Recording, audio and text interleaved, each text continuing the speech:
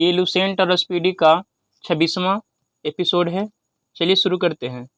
संपूर्ण चोल साम्राज्य 6 मंडलमों प्रांत में विभक्त था। मंडलम कोट्टम में, कोट्टम नाडु में एवं नाडु कई कुर्मों में विभक्त था।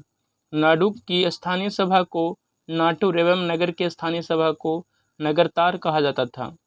बेलाल जाति के धनी किसानों को केंद्रीय सरकार की देखरेख में नाडु के कामकाज में अच्छा खासा नियंत्रण हासिल था।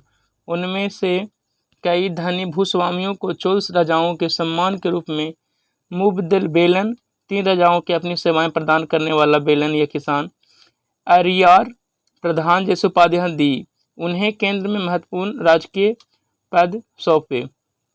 स्थानीय स्वशासन चोल प्रशासन की मुख्य विशेषता थी।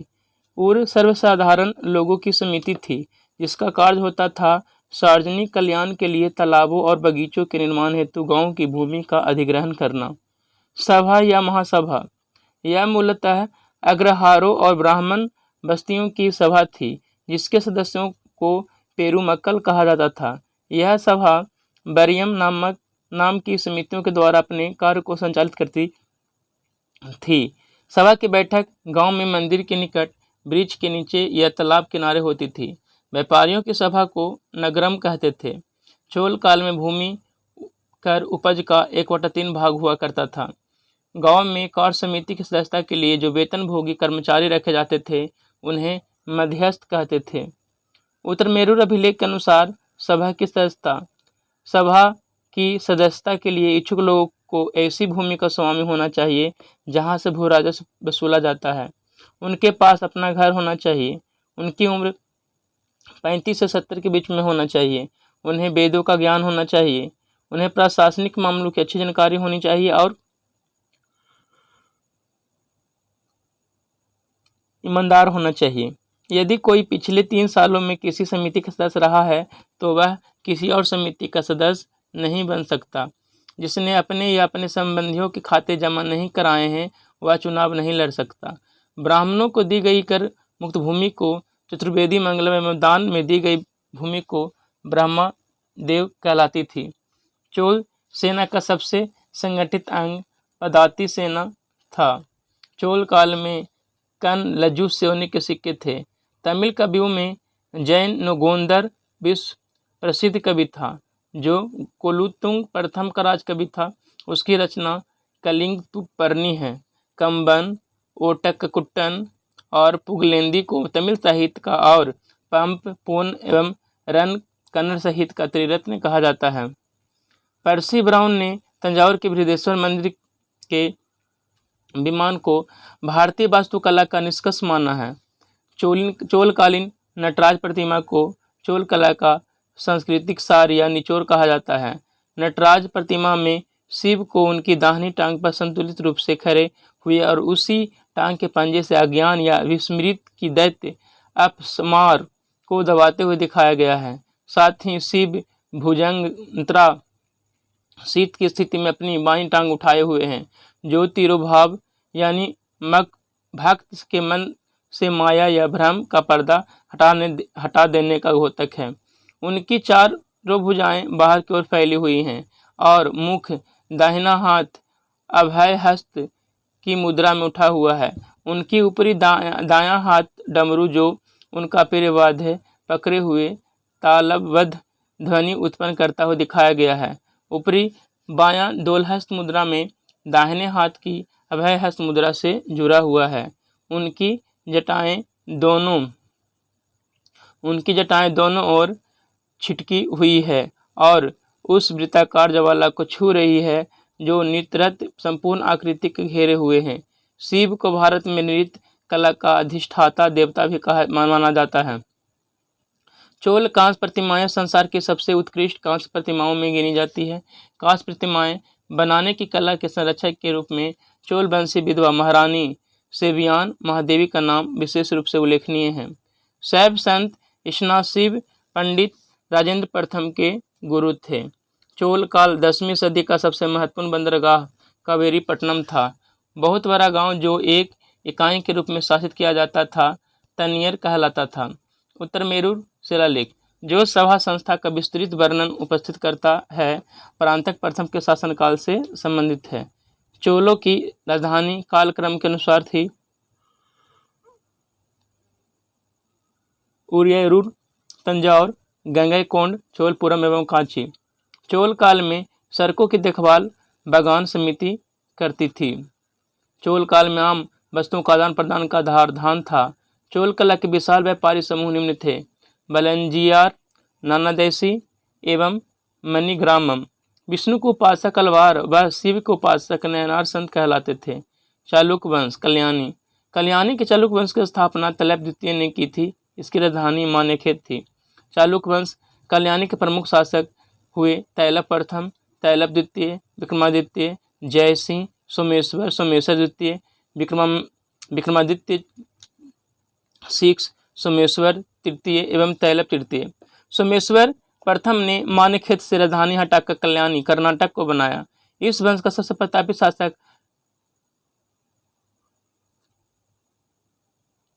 विक्रमादित्य सिक्स था। बिल्हन एवं विज्ञानेश्वर विक्रमादित्य सिक्स के दरबार में ही रहते थे। मिश्रा मित्ताक्षरा हिंदू विधि ग्रंथ आगवलक स्मृति या व्याख्या नामक ग्रंथ की रचना महान विधिवेता विज्ञानेश्वर ने की थी। ब्रिकमांक देवचरित की रचना बिल्हन ने की थी। इसमें विक्रमादित्य सिक्स के जीवन पर प्रकाश डाला गया है। चालुक्य वंश बतापी या बदामी। जय सिंह ने बतापी के चालुक्य वंश की स्थापना की, जिसकी राजधानी बतापी बीजापुर के निकट थी। इस वंश के प्रमुख शासक पुलकेशिन प्रथम, कीर्तिवर्मन प्रथम, मंगलेश पुलकेशिन द्वितीय, विक्रमादित्य, विनयादित्य एवं विजयादित्य। इनमें सबसे प्रतापी राजा पुलकेशिन द्वितीय था। बतापी के चालुक्यों को सामंत स्थिति से स्वतंत्र स्थिति में लाने वाला पहला शासक पुलकेशिन प्रथम था। इसलिए इसे भी चालुक्य राजवंश का संस्थापक कहा जाता है। 543 से 44 में उसने बतापी के निकटवर्ती पहाड़ी की किलाबंदी करके दुर्ग का रूप में दिया तथा अश्वमेध यज्ञ करके अपनी स्वतंत्रता की घोषणा की। बतापी का निर्माणकर्ता कीर्तिवर्मन प्रथम को माना जाता है। कीर्तिवर्मन प्रथम के द्वारा कोंकण विजय के फलस्वरूप गोवा का प्रमुख बंदरगाह चालुक्य साम्राज्य के अधीन आ गया। गोवा उन दिनों रेवती द्वीप के नाम से प्रसिद्ध था। महाकूट स्तंभ लेख से प्रमाणित होता है कि पुलकेशिन द्वितीय बहुसुरवन एवं अग्निष्टोम यज्ञ संपन्न कराया था। जिनेन्द्र का मेगुती मंदिर पुलकेशिन द्वितीय ने बनवाया था। पुलकेशिन द्वितीय ने हर्षवर्धन को हराकर परमेश्वर की उपाधि धारण की थी। इसने दक्षिणापथेश्वर की उपाधि भी धारण की थी। पुलकेशिन द्वितीय ने ईरान के शाह खुसरो द्वितीय के दरबार में राजदूत भेजा। बाद में संभवतः शाह खुसरो द्वितीय ने भी अपना दूत चालुक्य सम्राट के दरबार में भेजा। लगभग 641 ईस्वी में चीनी यात्री हेनसांग पुलकेशिन द्वितीय के राज्य में गया था। पल्लव वंशी शासक नरसिंह वर्मन प्रथम ने पुलकेशिन द्वितीय को लगभग 642 में परास्त किया और उसकी राजधानी बदामी पर अधिकार कर लिया। संभवतः इसी युद्ध में पुलकेशिन द्वितीय मारा गया। इस विजय के बाद नरसिंह वर्मन ने बतापी कोंड की उपाधि धारण की। एहोल अभिलेख का संबंध पुलकेशिन द्वितीय से है। लेखक एहोल अभिलेख के रविकृति। अजंता के एक गुहा चित्र में फारसी दूत मंडल को स्वागत करने के लिए हुए पुलकेशिन द्वितीय को दिखाया गया है। मालवा को जीतने के बाद विनयादित्य ने सकलोत्तर पथनाथ की उपाधि धारण की। विक्रमादित्य के शासनकाल में ही दक्कन में अरबों ने आक्रमण किया। इस आक्रमण का मुकाबला विक्रमादित्य के भतीजा पुलकेशी ने किया। इस अभियान की सफलता पर विक्रमादित्य ने इसे अभिनिजन सराय की उपाधि प्रदान की। विक्रमादित्य की प्रथम पत्नी लोक महादेवी ने पट्टदकल में विरूपाक्ष महादेव मंदिर तथा उसकी दूसरी पत्नी त्रैलोक्य देवी ने त्रैलोकेश्वर मंदिर का निर्माण करवाई। इस वंश का अंतिम राजा कीर्तिवर्मन द्वितीय था। इसके सामंत दंती दुर्ग ने परास्त कर एक नए वंश राष्ट्रकूट वंश की स्थापना की। एहोल को मंदिरों का शहर कहा जाता है। चालुक्य वंश बेंगी के चालुक्य वंश का संस्थापक विष्णुवर्धन था। इसकी राजधानी बेंगी आंध्र प्रदेश में थी। इस वंश के सबसे प्रतापी राजा विजयादित्य तृतीय था। जिसका सेनापति पंडरंग था। राष्ट्रकूट राजवंश का संस्थापक दंतिदुर्ग 752 ईस्वी तथा शुरुआत में वे कर्नाटक के चालुक राजाओं के अधीन थे। इसकी राजधानी मरनाकर या मान्याखेत वर्तमान मालखेर सोलापुर के निकट थी। राष्ट्रकूट वंश के प्रमुख शासक कृष्ण प्रथम, ध्रुव, गोविंद तृतीय, अमोघवर्ष, कृष्ण द्वितीय, इंद्र तृतीय एवं कृष्ण तृतीय। एलोर के प्रसिद्ध कैलाश मंदिर का निर्माण कृष्ण प्रथम ने करवाया था। ध्रुव राष्ट्रकूट वंश का पहला शासक था जिसने कनौज पर अधिकार करने हेतु त्रिपक्षीय संघर्ष में भाग लिया और प्रतिहार नरेश, वत्सराज एवं पाल नरेश धर्मपाल को पराजित किया। ध्रुव को धारावर्ष भी कहा जाता है। गोविंद तृतीय ने त्रिपक्षीय संघर्ष में भाग लेकर चक्रा युद्ध व उसके संरक्षक धर्मपाल तथा प्रतिहार वंश के संस्थापक नागभट्ट द्वितीय को पराजित किया। पल्लव, पांड्य, केरल एवं गंग शासकों के संघ का गोविंद तृतीय ने नष्ट किया। अमोघवर्ष जैन धर्म का अनुयायी था। इसने कन्नड़ में कविराज मार्ग की रचना की। आदि पुराण एवं त्रिषष्टि लक्षण महापुराण के रचनाकार जिनसेन, गणितसार संग्रह के लेखक महावीराचार्य एवं अमोघवर्ष ने तुंगभद्रा नदी में जल में समाधि लेकर अपना जीवन का अंत किया। इंद्र तृतीय के शासनकाल में अरब निवासी अल मसूदी भारत आया। इसने तत्कालीन राष्ट्रकूट शासकों को भारत का सर्वश्रेष्ठ शासक कहा था। राष्ट्रकूट वंश का अंतिम महान शासक कृष्ण तृतीय था। झांसी के दरबार में कन्नड़ भाषा के कवि पूर्ण रहते थे जिन्होंने शांति पुराण की रचना की। कल्याणी के चालुक कलाब द्वितीय ने 973 ईस्वी में कर्क को हराकर राष्ट्रकूट राज्य पर अपना अधिकार कर लिया और कल्याणी के चालुक वंश की नींव डाली। एलोरा व एलिफेंटा गुहा मंदिरों का निर्माण राष्ट्रकूट के समय ही हुआ। एलोरा में 34 शैलकृत गुफाएं हैं। इसमें 1 से 12 तक बौद्धों, 13 से 29 तक हिंदुओं एवं 30 से 34 तक जैनों की गुफाएं हैं।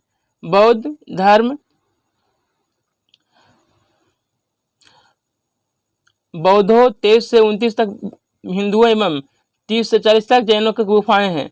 बौद्ध गुफाओं में सबसे प्रसिद्ध गुफा संख्या 10 है जिसमें विश्वकर्मा गुफा है। इसमें एक चैत्य है। वहां पर दो मंजिली और 3 मंजिली गुफाएं भी है जिन्हें दो थल तथा 3 स्थल नाम दिया गया है।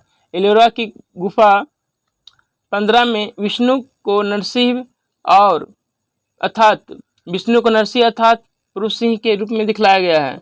एलोरा गुफाओं का सर्वप्रथम उल्लेख फ्रांसीसी यात्री थीबिनेट को 17वीं शताब्दी में किया था। राष्ट्रकूट शैव वैष्णव शाक्त संप्रदाय के साथ साथ जैन धर्म के उपासक था। राष्ट्रकूटों ने अपने राज्य में अब मुसलमान व्यापारियों को बसने तथा इस्लाम के प्रचार करने की स्वीकृति दी थी। यादव वंश देवगिरी के यादव वंश की स्थापना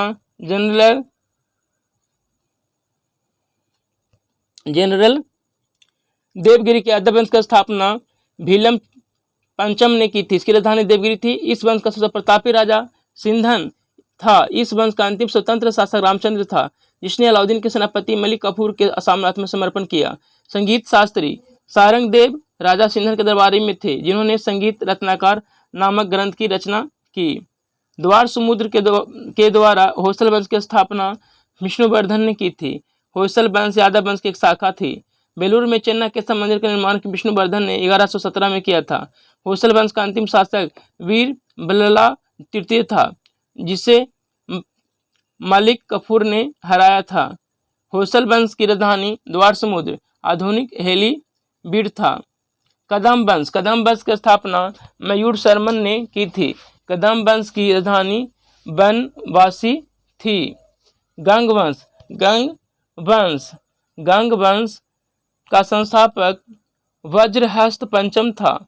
अभिलेखों के अनुसार गंगवंश प्रथम उपासक कोकनी वर्मा था। गंगों की प्रारंभिक राजधानी कुबलाल कोलर थी, जो बाद में तलकाड़ हो गई। दत्तक सूत्र पर टीका लिखने वाला रंग शासक माधव प्रथम।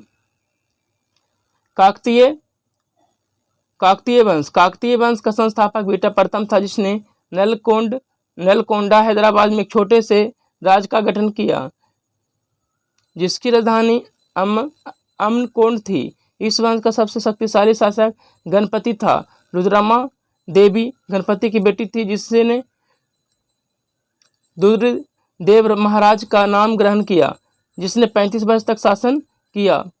गणपति ने अपनी राजधानी वारंगल में स्थानांतरित कर ली थी। इस वंश का अंतिम शासक प्रताप रुद्र 1295 से 1323 था। रायगज केसरी और दयागज केसरी काकतीय वंश की उपाधियां हैं। दयागज केसरी की उपाधि काकतीय राजा प्रताप रुद्र को दी गई थी। रायगज केसरी की उपाधि रुद्रमा देवी की थी। यह उपाधि उन्हें अपने पिता से मिली थी। यह उपाधियां सिक्कों पर अंकित होती थी। जनगणना 2011 के अनुसार देश का 55% आबादी जीविका लिए कृषि पर आधारित है। कृषि 7वीं अनुसूची के राज्य सूची का विषय है। स्वतंत्र भारत के पहले कृषि मंत्री पंजाब राय देशमुख थे। देश के प्रथम कृषि विश्वविद्यालय गोविंद बल्लभ पंत कृषि विश्वविद्यालय की स्थापना 1960 में पतन नगर उत्तराखंड में हुई थी। प्रथम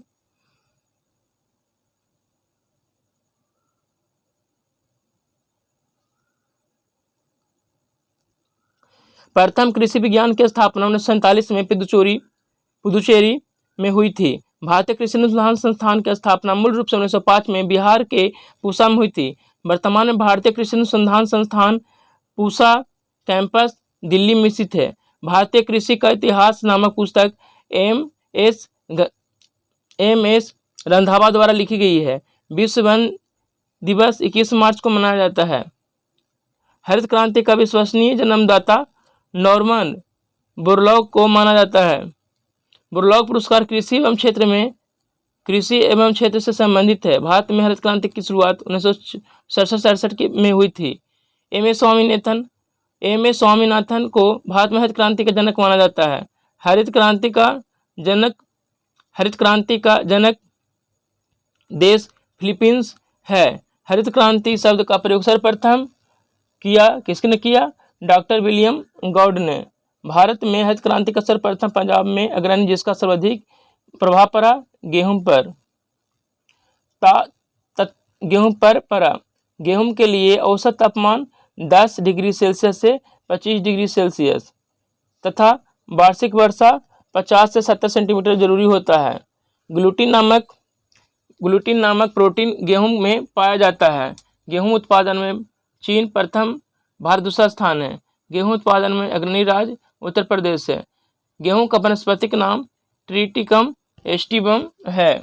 सोना, कल्याण, अर्जुन गेहूं की किस्में हैं। गेहूं में 42 व चावल में 24 गुणसूत्र होता है।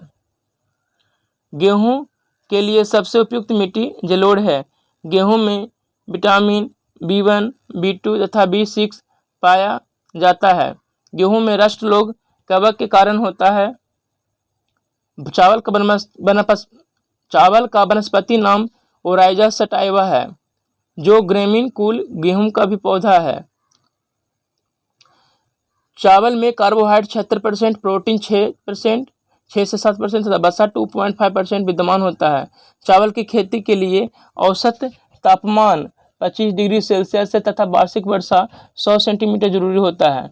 चावल को पॉलिश करने या ज़्यादा धोने पर विटामिन B1 नष्ट हो जाता है। धान में खैरा रोग जस्ते की कमी से होता है। जया, पद्मा, सोना व मधु धान की प्रजातियां हैं। विश्व में धान की प्रथम बौनी किस्म IR8 है। धान की खेती प्रतिरोपित बुआई द्वारा होता है। पूसा 444 बाजार की एक प्रजाति है। ES प्रजाति बाजरा की एक प्रजाति है। पंत जी 114 चना की एक प्रजाति है।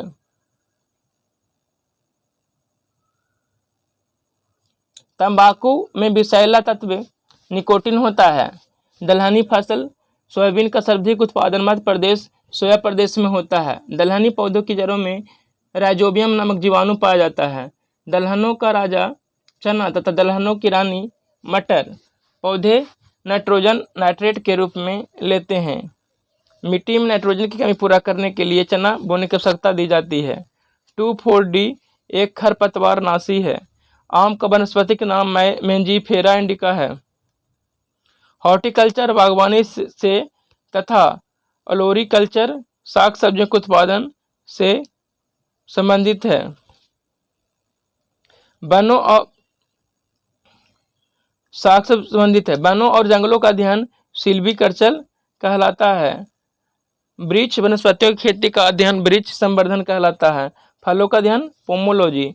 फलों के मीठा होने का कारण क्या है? फैक्टोज।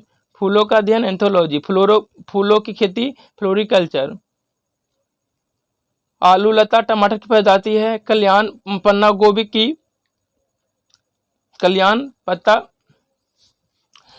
पत्ता गोभी की उपजाऊ किस्म है। मक्का में पाया जाने वाला प्रोटीन जीन है।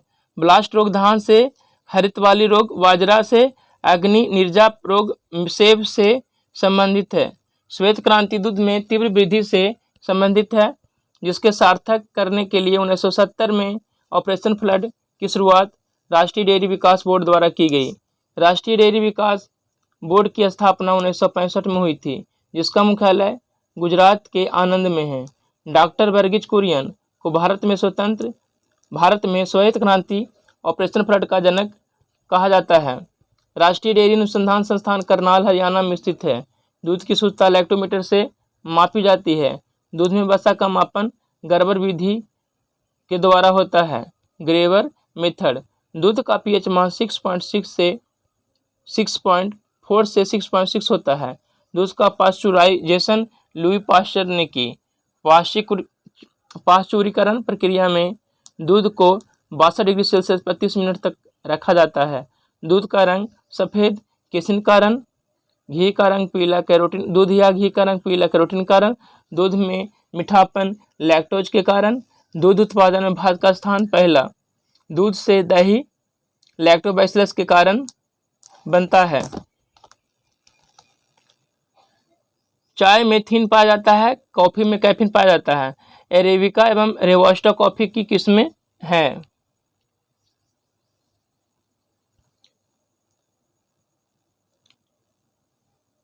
चाय में लाल रस्ट रोग हरे शैवाल के कारण होता है। चिपको आंदोलन वन संरक्षण आंदोलन की शुरुआत 1973 में उत्तराखंड के चमोली डिस्ट्रिक्ट से हुआ था। चिपको आंदोलन के प्रणेता सुंदरलाल बहुगुणा थे।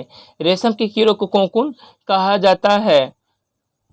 कोकून कहा जाता है। यह शहतूत की पत्तियों का भोजन करता है। कपास तथा जूट रेशेदार फसलें हैं। जूट को प्रायः गोल्डन फाइबर कहा जाता है। जूट उत्पादन में अग्रणी राज्य पश्चिम बंगाल है। चाय, कॉफी, गन्ना, कपास, तंबाकू, जूट, मूंगफली, रबर आदि नकदी फसलें हैं। आलू इस प्रकार का तना है। आलू का संबंध सोलमनेसी कुल से है। आलू की उत्पत्ति पेरू दक्षिण अमेरिका में हुई थी। आलू में ब्लैक हार्ट रोग ऑक्सीजन की कमी से कारण होता है। नारियल रेशेदार फल का वनस्पतिक नाम कोकस न्यूसीफेरा है। पौधों की वृद्धि के लिए 16 आवश्यक तत्वों की आवश्यकता होती है। पौधों में वृद्धि मापने के लिए ओक्सोनोमीटर तथा कैल्सियोग्राफ का उपयोग किया जाता है। मलेरिया के रोकथाम के लिए कारागार और औषधि कुनैन सिनकोना की छाल से प्राप्त होता है। दालचीनी पौधों की छाल से प्राप्त होता है। हल्दी तथा जूट तना से प्राप्त की जाती है। लौंग पौधे के पुष्प कलिका से प्राप्त होता है। कपास के रेशे पौधों के फल से प्राप्त होता है। कपास अनुसंधान संस्थान मुंबई में है। गुलाबी कीट कपास से संबंधित है, गांधी कीट धान से संबंधित है, मशरूम फंजाई से संबंधित है। मशरूम किससे संबंधित है? तो फंजाई से मशरूम संबंधित है। सबसे ज़्यादा प्रोटीन सोयाबीन में 46% पाया जाता है, जिसको उत्पत्ति हो सबसे ज़्यादा प्रोटीन सोयाबीन में 46% पाया जाता है, जिसकी उत्पत्ति चीन में हुई। एपीकल्चर मधुमक्खी पालन से तथा पीसीकल्चर मत्स्य पालन से संबंधित है। सेरीकल्चर रेशम उद्योग से तथा विटीकल्चर अंगूर की खेती संबंधित है। एशियाई सब्जी अनुसंधान केंद्र ताइवान में, जबकि धान का अंतर्राष्ट्रीय शोध संस्थान मनीला फिलीपींस में है। केंद्रीय चावल शोध संस्थान कटक ओडिशा तथा केंद्रीय तंबाकू शोध संस्थान राजमुंद्री आंध्र प्रदेश में है। राष्ट्रीय कृषि वानिकी अनुसंधान केंद्र झांसी उत्तर प्रदेश में स्थित है। भारत में सिंचाई कुओं नलकूपों से होती है। टिक्का रोग मूंगफली से संबंधित है। बंची टॉप रोग केला से संबंधित है। बंची टॉप रोग केला से संबंधित है। उच्च रक्तदाब का अर्थ होता है सामान्य की अपेक्षा अधिक तेजी से रक्त का बहना। यदि लोलक की लंबाई दुगनी कर दिया जाए तो उसका वर्तकाल √2 गुना हो जाएगा। जिस निश्चित पदार्थ ठंडा नहीं हो सकता वह संभावित न्यूनतम तापमान है -273 15 डिग्री सेल्सियस। किस अम्ल से दूध में खट्टापन पैदा होता है? लैक्टिक अम्ल से। रक्त ग्रुप को 4 श्रेणियों में बांटा गया है। ब्रह्मांड में प्रचुर मात्रा में पाया जाने वाला तत्व है हाइड्रोजन। विटामिन ई का रासायनिक नाम टेकोफेरोल है।